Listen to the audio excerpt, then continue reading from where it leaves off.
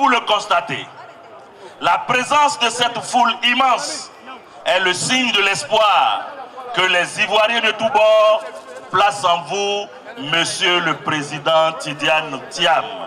Vous êtes un vecteur de ce changement positif, qualitatif, dans les conditions de vie de chacun des Ivoiriens.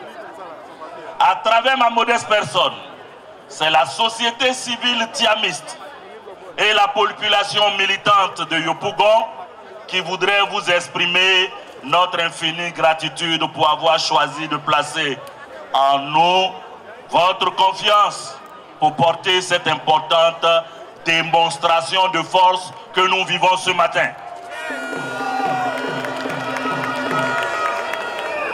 Nous sommes ici réunis parce que notre pays traverse une crise profonde que certains tentent maladroitement de maquiller par des artifices dont les prétendus succès n'existent que dans leur esprit mercantile.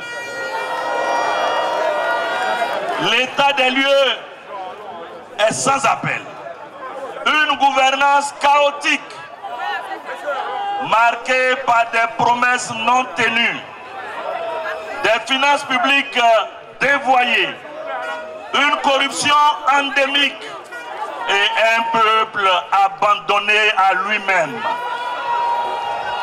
Nos institutions faiblissent, la confiance s'effrite et l'ombre de la division sociale menace notre unité chèrement acquise. Ce désordre, mes chers compatriotes, n'est pas une fatalité. Il est temps de rompre avec les échecs du passé. Tout comme Félix Houphouët-Boigny nous a libérés des chaînes de la colonisation, nous devons aujourd'hui nous affranchir des pratiques qui étouffent notre nation.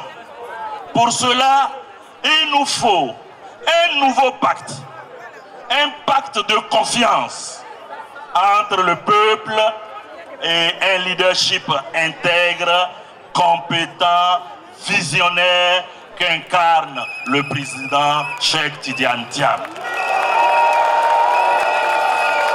L'idée d'un nouveau contrat social émerge, où les citoyens ne sont plus de simples sujets, mais des acteurs à part entière, contribuant activement à la construction d'un avenir meilleur. Mesdames et messieurs de la société civile, ma très chère sœur Pulchérik Balé, mon frère Hébrin Rémi, vous représentez ici cette frange de cette population très engagée. Votre présence me donne l'occasion de donner ma compréhension en quelques mots du rôle et de l'importance de la société civile dans un pays qui aspire au développement et à la démocratie vraie. Comme vous le savez mieux que moi, notre pays est à un tournant crucial de son histoire. Nous avons deux choix. Rester spectateurs des défis qui nous assaillent ou nous lever ensemble pour construire une nouvelle Côte d'Ivoire libre, juste et prospère. En le faisant, nous voudrions montrer qu'une autre Côte d'Ivoire est possible. Et cette Côte d'Ivoire est possible avec le président Tidiane Thiam. Aujourd'hui, nos jeunes aspirent à un emploi, de préférence stable. Nos agriculteurs attendent une rémunération correcte pour leur dur labeur. Nos entrepreneurs souhaitent un environnement propice et la prospérité dans leurs affaires. Et nos familles revendiquent plus de sécurité, de justice sociale et de meilleures conditions de vie. Toutes ces aspirations passent par une meilleure répartition de nos ressources et une gouvernance plus équitable. Dans ce contexte, la société civile joue un rôle indispensable car elle doit porter les aspirations de milliers de nos compatriotes. La société civile, en tant que contrepoids démocratique, veille à l'intérêt général et prévient les dérives du pouvoir. Comme véhicule de mobilisation citoyenne, la société civile informe et éduque les citoyens sur tous leurs droits et leurs devoirs. Enfin, comme garantie de transparence, la société civile doit exiger des comptes aux gouvernants et lutter contre la corruption. Mais soyons réalistes. Comme nous le constatons souvent dans notre pays, une société civile forte n'est pas toujours bien accueillie par nos dirigeants. Trop souvent, elle est réprimée et intimidée. Nous devons donc la défendre avec détermination. Nous devons garantir sa liberté d'action en protégeant ses activistes. Nous devons soutenir les organisateurs, les organisations, tous ceux engagés pour l'intérêt général et nous devons encourager la participation citoyenne à tous les niveaux. Retenons, sans une société civile forte, il n'y a pas de démocratie véritable. Sans une société civile forte, nous sommes condamnés au silence, à la résignation, à subir l'arbitraire des dirigeants qui ont trop souvent oublié que le pouvoir appartient au peuple et que ceux qui l'incarnent à un moment donné ne sont que de passage et qu'ils finiront bien par s'en aller un jour ou l'autre. La société civile est un maillon essentiel dans la construction d'une nation.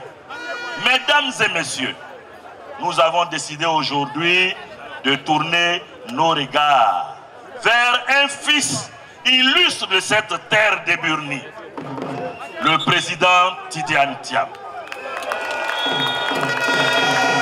Président Tidiane Thiam, vous avez quitté les sommets de la finance internationale pour répondre à l'appel de votre patrie.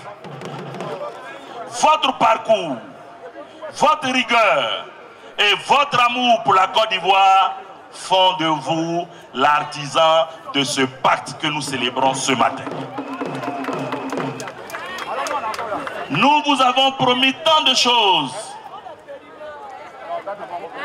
Une vie tranquille sans calomnie, sans attaque gratuite. Mais l'amour du pays est plus fort. Pour la Côte d'Ivoire, pour la mémoire de Félix Houphouët-Boigny, pour la mémoire d'Henri Konan Bédié, pour la mémoire des fils et filles de ce pays, vous êtes revenus pour vous battre. Yopougon, la grande place Figayo, témoin de l'histoire de la Côte d'Ivoire, aujourd'hui célébrera un acte posé.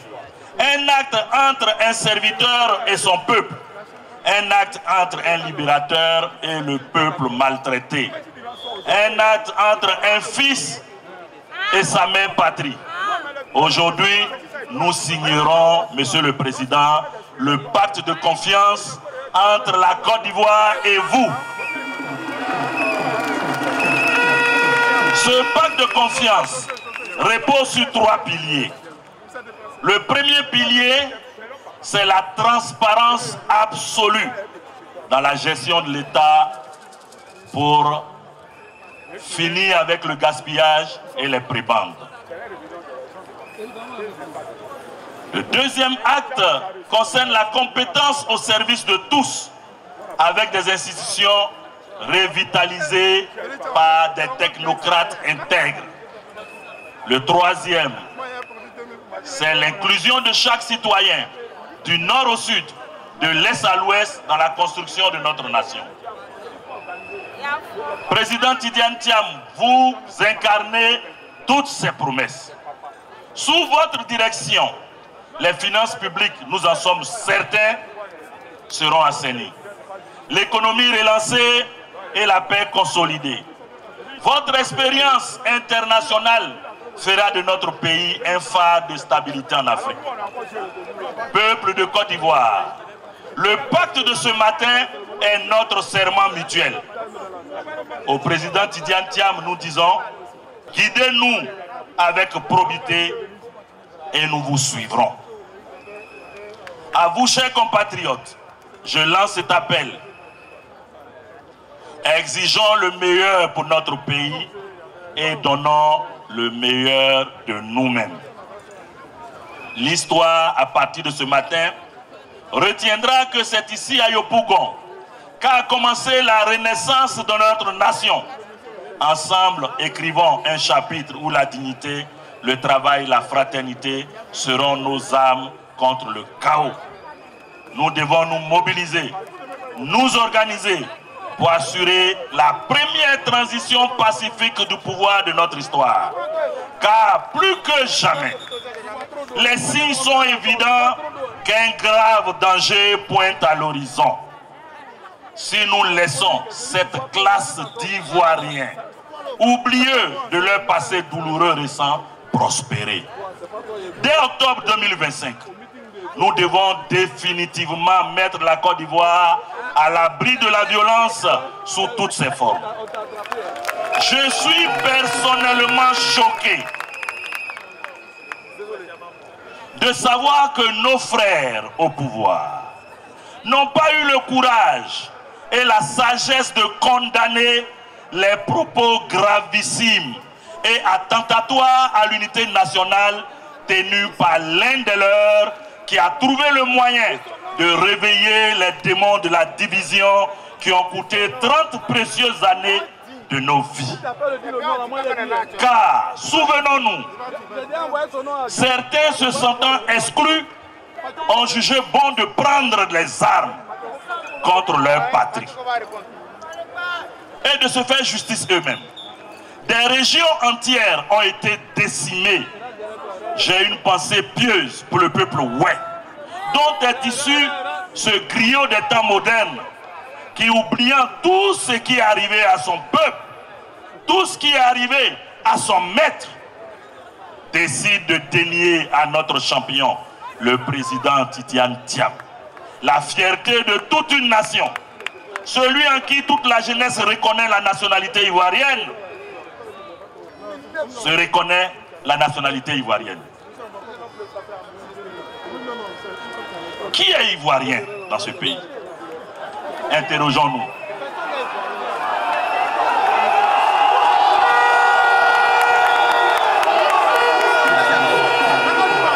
Par quoi se mesure la qualité d'ivoirien?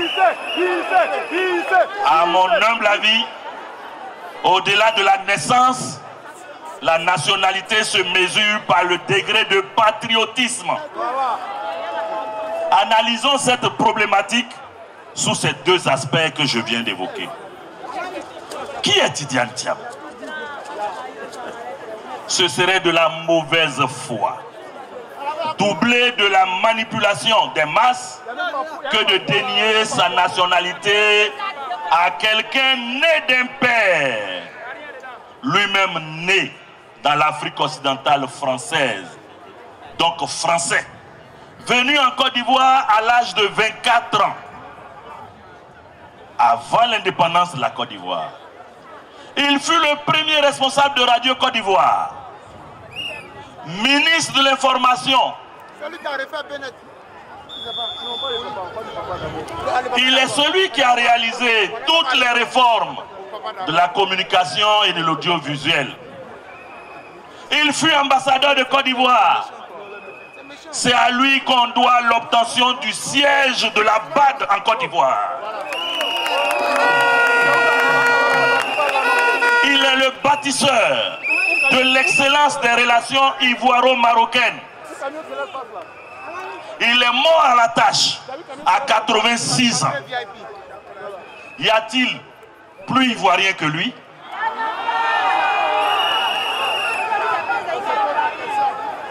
Pour moi, le sens de la nationalité, c'est le patriotisme que l'on affiche. Tidiane Thiam,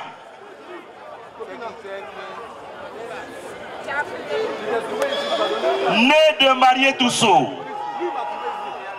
elle-même fille de la cousine d'Houphouët-Boigny. Parce que portant le nom Sow, on la réduirait à une Sénégalaise. Houphouët serait-il devenu Sénégalais?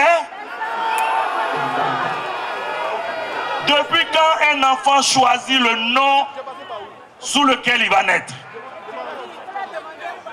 Depuis quand un enfant choisit le nom qu'il doit porter à sa naissance?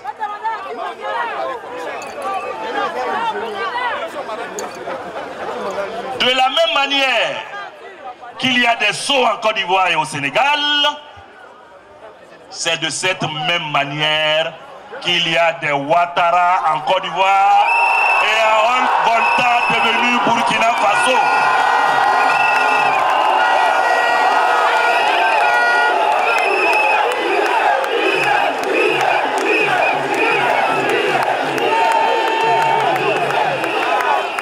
De la même manière qu'il y a des Sceaux en Côte d'Ivoire et au Sénégal, c'est de cette même manière qu'il y a des Ouattara en Côte d'Ivoire et à Haute-Volta devenu Burkina Faso et le Soudan français devenu le Mali. Pour ne pas qu'on pense que j'indexe quelqu'un de particulier, de la même manière il y a des Kofi et des Yaro en Côte d'Ivoire, il y en a au Ghana et au Togo. Quel est cet étranger à qui on donne un extrait de naissance ivoirien daté de juillet 62, une carte nationalité ivoirienne, un passeport ivoirien, qu'un étranger qu'on nomme directeur général des grands travaux puis Bénet, un étranger qu'on nomme ministre au poste stratégique de ministre du plan et du développement, qui lance les 12 travaux de l'éléphant d'Afrique, qui continue d'inspirer les uns et les autres, qui s'en enorgueillissent après avoir réalisé des ponts tordus et des routes biodégradables. Qui est cet Ivoirien élu du plus vieux parti d'Afrique après l'ANC, le PDCRDA, 72 ans aujourd'hui. Comment peut-on nier la nationalité à quelqu'un issu d'une fratrie qui a donné, en plus du père ministre, 4 autres frères ministres sous chacun des présidents de la République Côte d'Ivoire? Pourquoi peut-on dénier à ce monsieur, ce grand homme, la nationalité ivoirienne prouvée de belle manière chaque fois? Une nationalité qui l'a accompagné toute sa vie, tout simplement parce qu'il décide d'être candidat à une élection qu'il est assuré de remporter. C'est de la manipulation, ça suffit et il faut que ça s'arrête. Il faut que les institutions en charge de dire le droit disent le droit et non qu'ils fassent du juridisme politique. Laissons les hommes politiques faire de la politique. Vous autres, contentez-vous de dire le droit. Parce qu'on voit votre dos. On voit ce qui est en train d'être manigancé. Si la Côte d'Ivoire brûle, ce sera votre entière responsabilité. Vous qui avez décidé de manière indécente de nier à la mère du président du PDCIRDA sa nationalité. Le mensonge et la malhonnêteté n'ont pas de place en politique. La peur d'un adversaire ne doit pas conduire à ruer dans les brancards. Aujourd'hui, la Côte d'Ivoire est un tournant historique. Chaque citoyen doit prendre conscience de son rôle et de son pouvoir. Il est temps de nous lever. Il est temps d'exiger la justice et la transparence. Il est temps de comprendre que notre avenir dépend de nous, pas seulement des urnes, mais aussi de notre engagement. Il est temps de dire clairement à ce pouvoir que le peuple ivoirien réclame la reprise de la révision de la liste électorale. Il est temps que nous nous levions pour dire à ce pouvoir que nous exigeons la transparence des élections. Une élection inclusive, une élection transparente où les résultats des votes sont proclamés dans chacun des bureaux de vote. Ensemble, faisons de notre pays une nation plus juste et plus libre, plus prospère pour tous ses enfants. Non pour ceux du Nord contre ceux du Sud. Non pour ceux de l'Ouest contre ceux de l'Est. Encore moins pour les musulmans contre les chrétiens. Avec le PDCIRDA, dès octobre 2025, la Côte d'Ivoire renaîtra pour la Côte d'Ivoire. Je vous remercie.